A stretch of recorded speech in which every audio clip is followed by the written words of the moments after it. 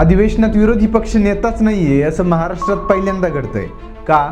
तर विरोधी पक्ष नेता नियुक्त करण्यासाठी काही अटी असतात। जसं की महाराष्ट्रात 288 आमदार निवडून येतात, त्यापैकी ज्या विरोधी पक्षाकडे 10% म्हणजे 28 आमदार निवडून आलेले असतात, 28 आमदाराची संख्या असते, त्या पक्षातील कोणताही आमदार हा विरोधी पक्ष नेता होण्यास पात्र असतो। पण सध्या महाराष्ट्रात कोणत्याच विरोधी पक्षाकडे 20च्या वर आमदार नाही येतं आणि असंच 2014 ते 2019 मध्ये केंद्रात सुद्धा विरोधी पक्ष नेता यामुळेच नव्हता। आता मग 2029 पर्यंत महाराष्ट्रामध्ये कोणताच विरोधी पक्ष नेता नसेल का?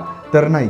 महाराष्ट्रामध्ये अनेकदा 10% आमदार जरी नसले तरी विरोधी पक्ष नेता नियुक्त झालेला आहे। जसं की 1962 मध्ये फक्त 15 आमदार असताना कृष्णराव धुलप, 1972 मध्ये 7 आमदार असताना DB पाटील, 1977 मध्ये गणपतराव देशमुख, बबनराव ढाकणे असे अनेक वेळा महाराष्ट्रात 10% जागा जरी नसल्या तरी विरोधी पक्ष नेता नियुक्त करण्यात आलेला आहे। पण कसं काय? तर सध्या देशातील कोणत्याच कायद्यामध्ये 10% जागा असाव्या असं लिहिलेलं नाहीये, पण ती फक्त एक पद्धत किंवा तोंडी कायदा आहे आणि याला देशाची संसद पण पाळते। पण महाराष्ट्र या बाबतीत अपवाद आहे, कारण विरोधी पक्षनेता हे फक्त पद नसून सरकारने नीट काम करावं, कोणावर अन्याय होऊ नये याचं चेक्स अँड बॅलन्स ठेवणारं एक संविधानिक अत्यावश्यक पद आहे। त्यामुळे महाराष्ट्रामध्ये कधीच विरोधी पक्ष नेत्याची जागा रिकामी राहिली नव्हती, पण सध्या हे महाराष्ट्रात पहिल्यांदाच घडतंय।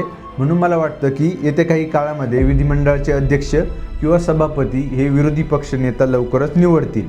तुम्हाला काय वाटतं हे मला कॉमेंट्समध्ये सांगा। माहिती आवडली असेल तर लाईक, शेअर, सबस्क्राईब करा।